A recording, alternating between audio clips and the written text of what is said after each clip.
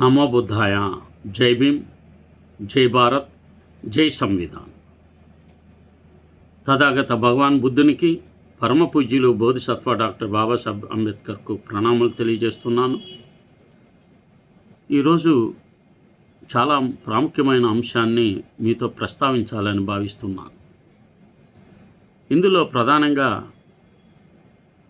కారంచేడు విధ్వంసం మారణకాండ జరిగిన తర్వాత అందుకు ప్రతిఘటనగా ఆ రోజు ఉన్న నక్సలైట్లు చెంచురామయ్యను, దగ్గుపాటి చెంచురామయ్యను చంపివేయడం జరిగింది. ఆ తర్వాత చాలా అట్రాసిటీస్ ఆంధ్రప్రదేశ్లో జరిగినాయి. ఈ అంశాలు జరుగుతున్న క్రమంలో నక్సలైట్లు తదుపరి ఏ ఒక్క చోట కూడా ఎందుకు ఎవరిని అట్రాసిటీస్కి పాల్పడేవారిని హింసించలేదు అని నేను ఆలోచన వచ్చినప్పుడు అసలుకి ఇప్పటి వరకు ఎన్ని బాగా ప్రాచుర్యమైనవి, పాపులర్గా అయినవి ఒక 50 ప్రముఖ ఎస్సీ ఎస్టీ హత్యలలో మావోయిస్టులు ఎందుకు మౌనం వహించారు అనే అంశం మీద మాట్లాడాలని భావిస్తున్నాను. కారంచేడు నుండి వేంపేట వరకు రక్తంతో రాసిన చరిత్రకు సమాధానం ఎవరు చెప్తారు? ఎస్సీ ఎస్టీ కుల హత్యలలో మావోయిస్టుల మౌనం ఎందుకు? కులం పేరుతో చనిపోయిన ప్రతి ప్రాణం రాజ్యాంగానికి వేసిన ఒక ప్రశ్న. రక్తం కారినప్పుడు చరిత్ర రాస్తుంది, మౌనం ఉన్నప్పుడు చరిత్ర విచారణ మొదలు పెడుతుంది. ఒక్క న్యాయం కూడా ఎందుకు జరగడం లేదు? బహుజన ప్రజాస్వామ్య శక్తుల నుండి ఒక చారిత్రాత్మకమైన ప్రశ్న. బ్రతికిన బహుజన మావోయిస్టులు బహుజన రాజకీయాల వైపుకు రావాలి. ఇప్పటికైనా ఎస్సీ ఎస్టీ బీసీ పీడితుల నుండి ఒక ఆలోచనాత్మక పిలుపు. కారంచేడు మారణకాండ తర్వాత ఆంధ్రప్రదేశ్లో నక్సలైట్లు ప్రణాళికాబద్ధంగా రిక్కీ నిర్వహించి ఆ దారుణ హత్యాకాండకు ప్రధాన కుట్రదారుడిగా పేర్కొనబడిన దగ్గుపాటి చెంచురామయ్యను శిక్షించిన రోజు పీడిత దళిత జనం సంతోషించారు. ఆ రోజున మావోయిస్టుల పట్ల దళిత బహుజన సమాజంలో ఒక ఆశాజ్యోతి వెలిగింది. ఆ రోజు చాలామంది ఇలా అనుకున్నారు, దళితులపై దాడి జరిగితే ప్రతిస్పందన వస్తుంది, రక్తం కారితే న్యాయం నిలబడుతుంది, పీడితులకు ఒక శక్తి ఉందని. కానీ ఆ ఆశ తర్వాత వచ్చిన చరిత్రలో మరో ప్రశ్న అడిగింది. కానీ ఆ తర్వాత జరిగిన నీరుకొండ, చుండూరు, లక్ష్మీపేట, దొనకొండ, తిమ్మాపురం వంటి దళిత ఆదివాసీ హత్యాకాండాల్లో ఒక్క దాంట్లోనూ మావోయిస్టు పార్టీ స్పందించలేదని విమర్శలు బలంగా వచ్చాయి. ఒక్క స్టేట్మెంట్ రాలేదు, ఒక్క హెచ్చరిక కూడా రాలా, ఒక్క రిక్కీ కూడా జరగల. ఇదే మొదటి పెద్ద ప్రశ్నగా నిలిచింది. కారంచేడు తర్వాత దళితుల రక్షణ ఎక్కడ ఆగిపోయింది? ఒక సంఘటనలో కనిపించిన న్యాయం తరువాత ఎందుకు కనిపించలేదు? 1985, 2024 మధ్య జరిగిన దళిత ఆదివాసీ హత్యాకాండాలు, దాడులు, ఘర్షణలు చూస్తే తెలుగు రాష్ట్రాల చరిత్ర ఒక రక్తపు టేరుగా కనిపిస్తుంది. అందులో మొదటిగా నిలిచింది కారంచేడు మారణకాండ. 1985 ప్రకాశం జిల్లా మాదిగ దళితులను లక్ష్యంగా చేసుకొని జరిగిన ఈ దాడిలో 6 ప్రాణాలు కోల్పోయారు. నీటి హక్కుల వివాదం నేపథ్యంగా చెప్పబడిన ఈ ఘటన దేశవ్యాప్తంగా కులహింసపై చర్చను తెచ్చింది. కారంచేడు కేవలం ఒక గ్రామం పేరు కాదు, దళిత చరిత్రలో ఒక మలుపు. కారంచేడు కేవలం రక్తగాథ కాదు, దళిత స్వాభిమానానికి అగ్గిపుల్ల. నీలకంఠంపాలెం దాడి 1986 గుంటూరు. మాల దళితులపై జరిగిన ఈ దాడి మత ఊరేగింపు వివాదంతో ముడిపడి ఉందని చెప్పబడింది. 2 ప్రాణాలు కోల్పోయారు. గ్రామస్థాయి వివాదం ఎలా కుల ఘర్షణగా మారుతుందో ఈ సంఘటన చూపించింది. నీరుకొండ మారణకాండ 1987 గుంటూరు. కమ్మారెడ్డి ఆధిపత్య వర్గాల దాడిగా పేర్కొనబడిన ఈ సంఘటనలో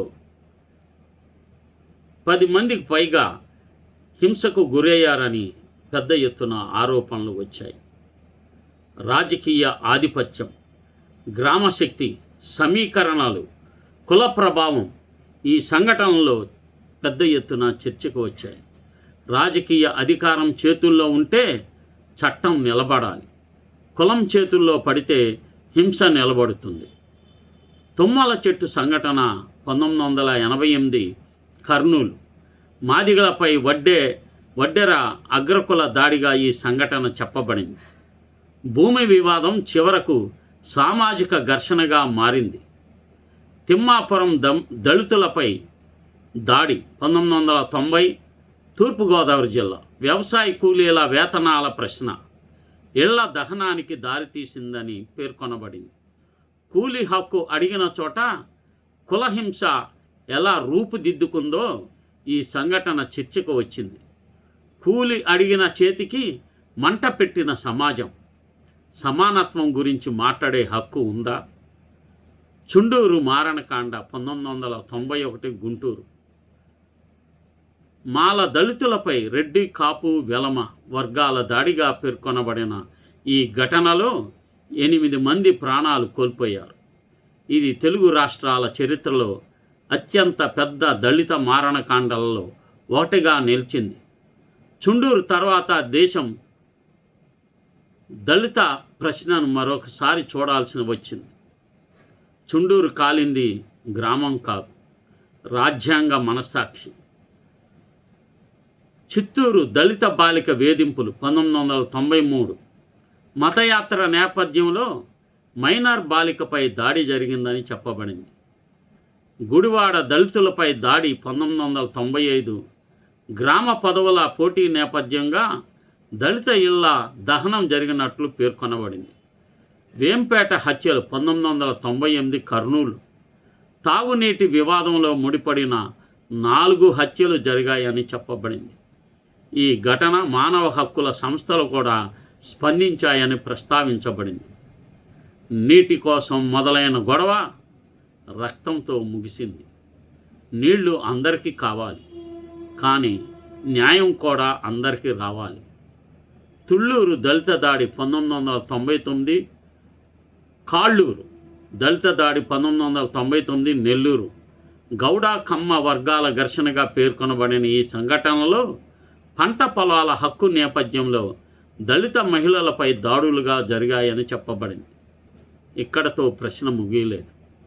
కారంచేడు నుండి కాళ్ళూరు వరకు వచ్చిన ప్రతి సంఘటన ఒకే ప్రశ్న వేస్తుంది. దళితుని రక్తం కారినప్పుడు సమాజం ఎక్కడ ఉంది? మౌనం న్యాయం కాదు, స్పందనే చరిత్రను మారుస్తుంది. బుల్లెట్ భయాన్ని కలిగించగలదు, కానీ దళిత విముక్తి రాజకీయ శక్తితోనే వస్తుంది. చుండూరు తర్వాత నిశ్శబ్దం ఎందుకు? లక్ష్మీపేట వరకు రక్తగాథలకు సమాధానం ఎవరు చెప్తారు? దళితుల ఇల్లు కాలినప్పుడు పొగ మాత్రమే లేవలేదు, న్యాయం కోసం అరుపులు కూడా లేచాయి. చరిత్ర పుస్తకాలలో సంఘటనలు ఉంటాయి, కానీ పీడితుల గుండెల్లో గాయాలు ఉంటాయి. చింతా కొమ్మదిన్ని సంఘటన 2002. కడప ఎంపిక కూలీల వ్యవహారంపై రాజకీయ అనుచరుల దాడిగా పేర్కొనబడిన ఈ సంఘటనలో గ్రామస్థాయిలో పనిచేసే పేద కూలీలు లక్ష్యంగా మారారనే ఆరోపణలు వచ్చాయి. కూలి పని కూడా కుల ఆధిపత్యానికి లోపడిపోతే సామాజిక న్యాయం ఎక్కడ నిలబడుతుందన్న ప్రశ్న ముందుకు వచ్చింది. మల్కాజ్గిరి అత్యాచారం హత్య 2003 హైదరాబాద్. మైనార్ దళిత బాలికపై జరిగిన దాడి తీవ్ర చర్చకు దారితీసింది. మహిళా భద్రత, కుల నేపథ్యం, న్యాయ వ్యవస్థ స్పందన వంటి అంశాలు ప్రజా చర్చలోకి వచ్చాయి. స్త్రీపై దాడి అంటేనే ఒక కుటుంబంపై దాడి. దళిత స్త్రీపై దాడి అంటే చరిత్రపై దాడి. మదిర దళితులపై దాడి 2004 ఖమ్మం జయంతి వేడుకల సందర్భంలో మాదిగలపై దాడులు జరిగాయని పేర్కొనబడింది. ఇళ్ళు ధ్వంసమయ్యాయి అనే ఆరోపణలు వచ్చాయి. ఒక జయంతి వేడుక కూడా హింసకు కారణం కావడం, సామాజిక సంబంధాలు తీవ్రతను చూపించిందని చర్చ జరిగింది. దువ్వూరు కుటుంబ దహనం 2005 కడప ప్రేమ వ్యవహారాన్ని నేపథ్యంగా చూపుతూ మాదిగ కుటుంబంపై దాడి జరిగిందని పేర్కొనబడింది. కుటుంబ స్థాయిలో మొదలైన వివాదం చివరకు కుల ఘర్షణగా మారిందని విమర్శలు వచ్చాయి. విష్ణుపురం కులహింస 2006 నల్గొండ దేవాలయం ప్రవేశంపై ఘర్షణ జరిగిందని చెప్పబడింది. మాదిగలు లక్ష్యంగా మారారనే ఆరోపణలు కూడా వచ్చాయి. దేవాలయ ద్వారం మూసిన సమాజం సమానత్వ ద్వారాన్ని ఎలా తెరుస్తుంది? ఎల్లమ్మ గూడెం సంఘటన 2007 మహబూబాద్ తాగునీటి బావి వివాద కారణంగా 20 ఏళ్లపై దాడులు జరిగాయని పేర్కొనబడింది. నీరు జీవన హక్కు అయితే ఆ హక్కు కోసం పోరాటం ఎందుకు హింసకు దారితీసింది అనే ప్రశ్న నిలిచింది. రాయపాటి గ్రామం దళిత దాడి 2008 గుంటూరు పంట భూముల హక్కుల వివాదంలో మాలా కమ్మ మధ్య ఘర్షణ జరిగినట్లు పేర్కొనబడింది. వ్యవసాయ భూములు, హక్కులు, గ్రామ ఆధిపత్యం అన్నీ కలిసినప్పుడు సామాజిక ఉద్రిక్తత పెరిగిందని చర్చ జరిగింది. బొమ్మల రామారాం సంఘటన 2009 యాదాద్రి సర్పంచ్ ఎన్నికల వివాద కారణంగా దళితవాడిపై దాడి జరిగిందని పేర్కొనబడింది. ఎన్నికల ప్రజాస్వామ్యం గ్రామ స్థాయిలో కుల పోటీగా మారిందనే విమర్శలు వచ్చాయి. ఓటు సమానత్వాన్ని ఇస్తుంది, కానీ కులం దానిని అడ్డుకుంటే ప్రజాస్వామ్యం గాయపడుతుంది. కర్ణవాడ సంఘటన 2009 అనంతపురం వేతనాల కోసం పోరాడిన దళిత కూలీలపై ఒత్తిడి తెచ్చారని పేర్కొనబడింది. మహిళలను అవమానించారనే ఆరోపణలు కూడా వచ్చాయి. బోడాడ గ్రామ హింస 2010 నిజామాబాద్ దేవాలయ ఉత్సవ వివాదంలో నేపథ్యంలో మాదిగలు లక్ష్యంగా మారారని పేర్కొనబడింది. 25 పైగా గాయపడ్డారని చెప్పబడింది. కాటేపల్లి సంఘటన 2011 కృష్ణా జిల్లా పంట కోత యంత్రాంగాల వినియోగం, కూలీల ఉపాధి, గ్రామ ఆధిపత్యం మధ్య ఏర్పడిన వివాదంగా దీనిని పేర్కొన్నారు. లక్ష్మీపేట మారణకాండ 2012 శ్రీకాకుళం జిల్లా మాల దళితులపై జరిగిన ఈ దాడిలో 5 ప్రాణాలు కోల్పోయారు. భూమి హక్కుల అంశం ప్రధాన కారణంగా చర్చించబడింది. లక్ష్మీపేట సంఘటన దళిత భూమి హక్కులపై రాష్ట్ర వ్యాప్తంగా చర్చను తెచ్చింది.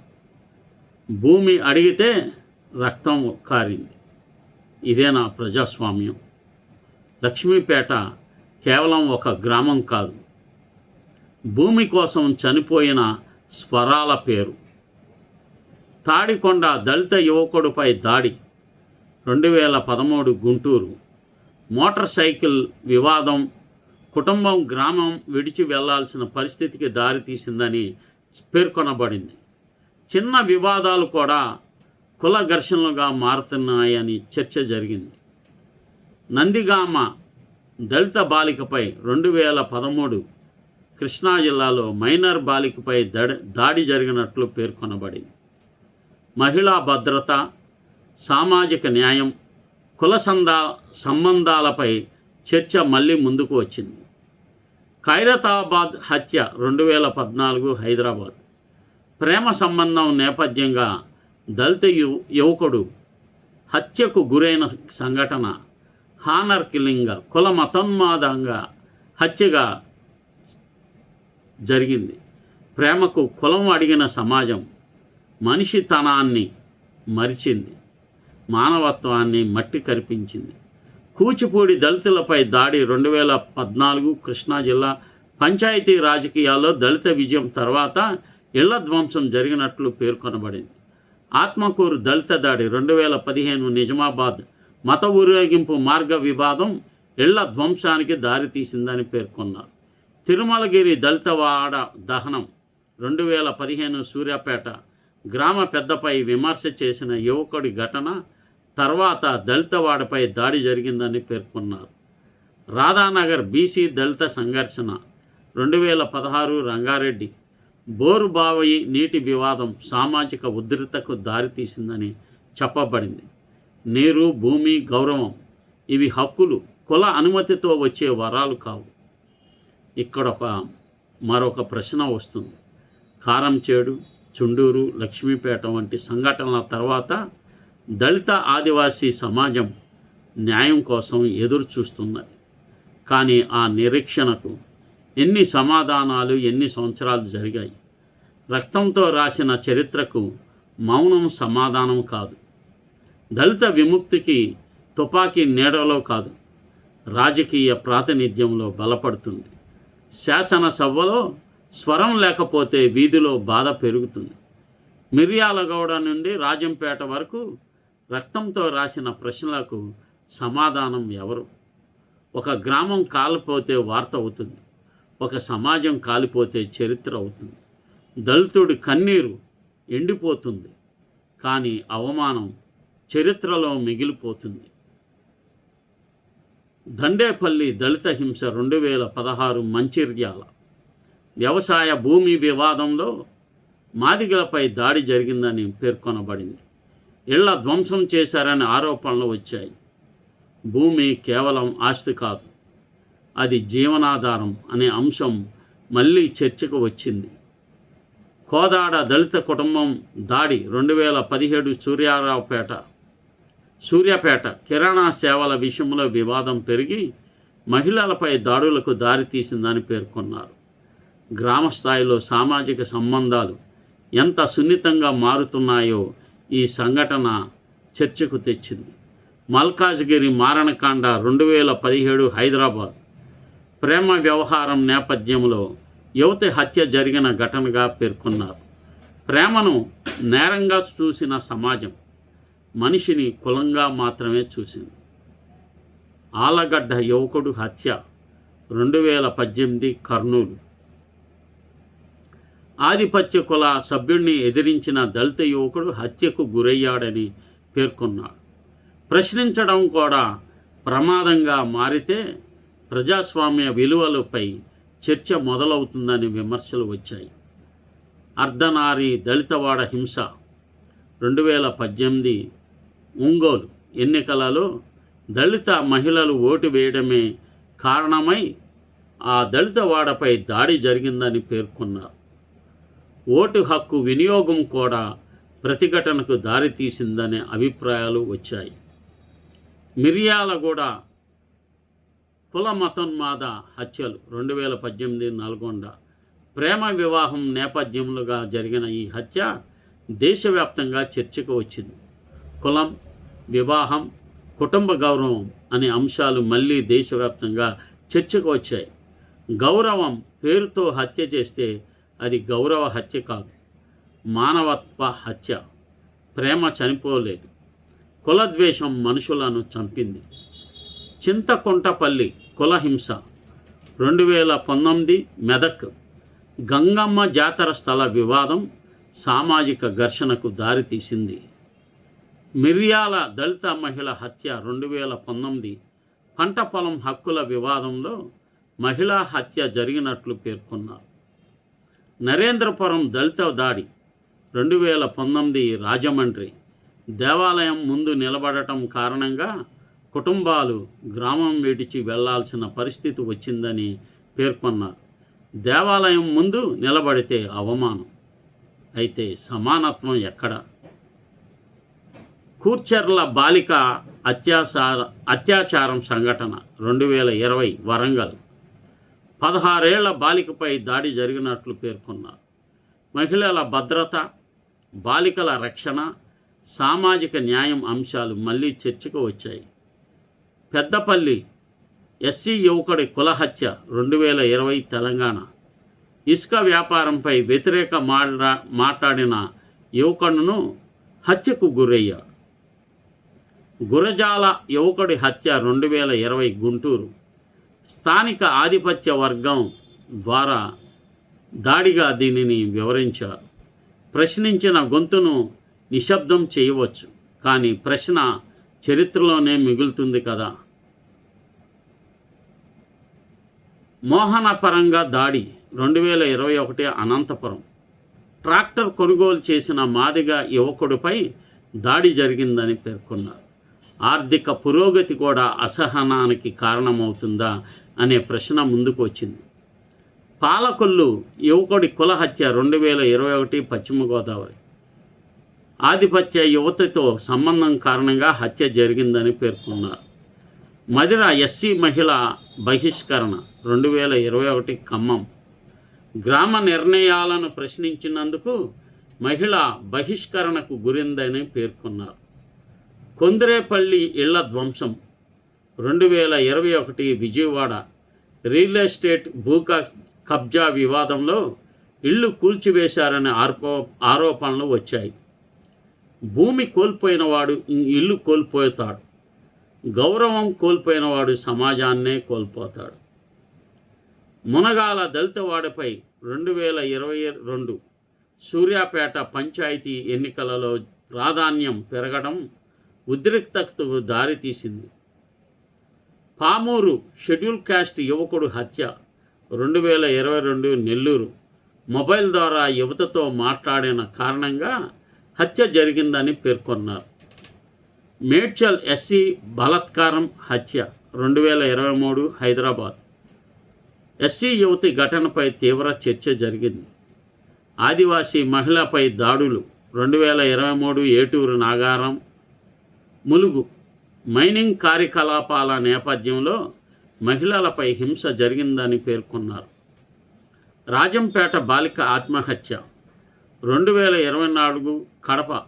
ఆధిపత్య కులాల యువకుల వేధింపుల కారణంగా ఎస్సీ విద్యార్థిని ఆత్మహత్య చేసుకున్నారని పేర్కొన్నారు. ఇక్కడ మరొక ప్రశ్న నిలుస్తుంది.